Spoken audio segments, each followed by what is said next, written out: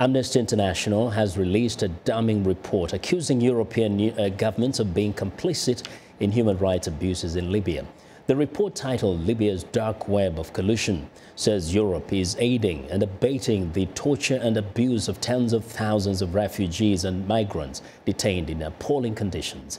The report comes in the wake of global outrage over the reported sale of migrants in Libya.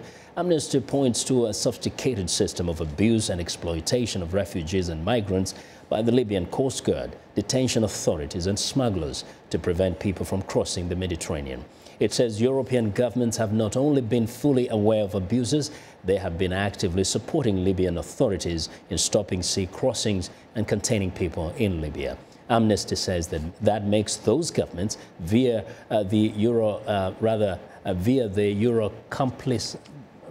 be complicit in all these abuses. Now, for a closer look at Amnesty's report, John Dalhuisen, the director of the Amnesty International Europe, joins me live via Skype from London. Good evening, John. Good evening. Good evening. Now, the Libyan authorities had been asking for help from the European nations. They got the help. What is the problem there? They will say they're trying to do their best. Well, it's really what is motivating European authorities with their cooperation with Libyan authorities, and what are they insisting on from their Libyan counterparts. What we're documenting in this report we published today is a series of abuses by the Libyan Coast Guard, by Libyan officials responsible for the detention of migrants, and how those two authorities are acting together, colluding with smugglers. Our contention is that European governments, Italy in particular, knows this very well, but is nonetheless cooperating with, supporting in terms of equipment, funding, training, those authorities. And it's doing this with blithe regard for the fact that this cooperation is leaving people trapped in Libya and exposed to horrific abuses. Now, the Europeans are really grappling with massive numbers of people trying to cross. What would be the best way for them to stem this tide, but at the same time ensure that people's rights are respected and there are no abuses or torture? I mean, I think first it's important to challenge the assumption that there are huge numbers of people flooding across unguarded European borders, and it's not really the case at all. We're talking about, so far this year, 100,000. Last year across the central Mediterranean it was 160,000. So if one moves on from a year in which there were a very large number of Syrian refugees, in fact we're returning to a situation much more stable flows, and ultimately probably very manageable ones, and I think it's important to stress that. However, insofar as any system obviously struggles with unregulated flows, with irregular migration that can be both a security and a problem for getting political buy-in from a broader European demos. There are real challenges, but the solution to that can't be by cutting off flows mid-route through a series of dodgy deals with abusive and exploitative authorities.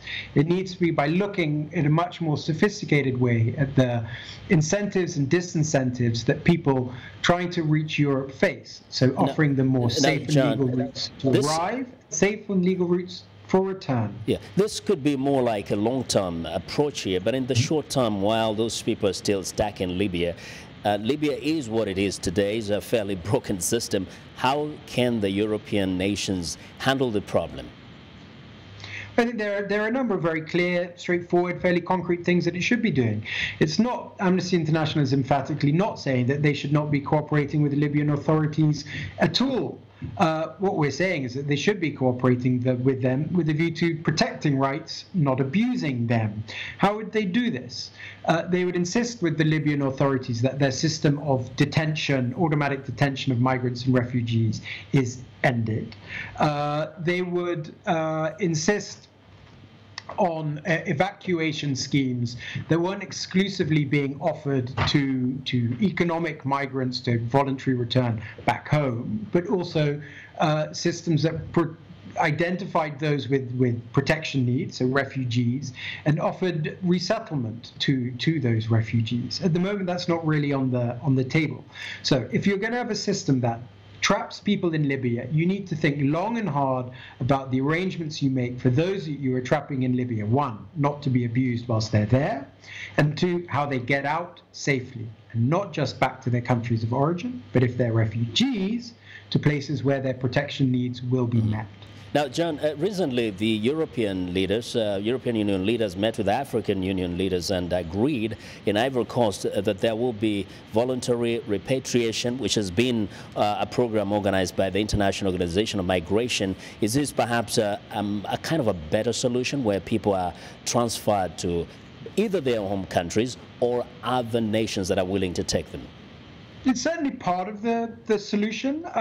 It's a good thing that this should be offered in greater number with more support, and that the IOM is able to operate more extensively across Libya. All these things are in themselves good things and welcome things. However, it's very important that it's not in the only thing that's on the table. At the moment, the reality of the choice that people in detention in Libya face is either they remain in detention in institutions where they are routinely abused and tortured, primarily for the purposes of extorting families back home. So that's where they are now. So they can either stay in detention, be tortured, be extorted, be exploited, or go back to their countries of origin through an IOM scheme. This is perhaps attractive if you are an economic migrant chancing their lot. But if you are fleeing persecution in your home country, that is a devil's choice. Wow. Stay and be persecuted in Libya, or return and be persecuted in your country of origin. Wow. So unless the international community is also putting resettlement options for refugees on the table, it's only doing half of what's needed. Well, John, we thank you very much for giving us your insights. John Dalhuisen is the director of Amnesty International Europe.